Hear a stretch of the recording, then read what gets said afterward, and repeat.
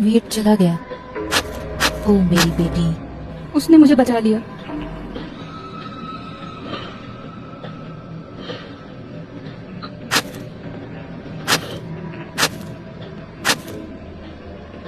Dad, ये सारी मेरी गलती है।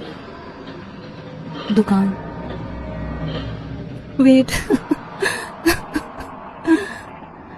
मुझे तुम्हें सच्चाई बतानी चाहिए थी। मैं दुकान नहीं चलाना चाहती। मुझे पता था ये तुम्हारा ख्वाब था, मेरा नहीं। I am sorry.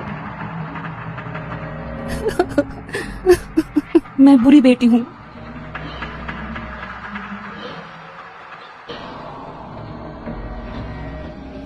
एम्बर, दुकान कभी भी ख्वाब नहीं थी, तुम ख्वाब थी। हमेशा से तुम ही ख्वाब थी।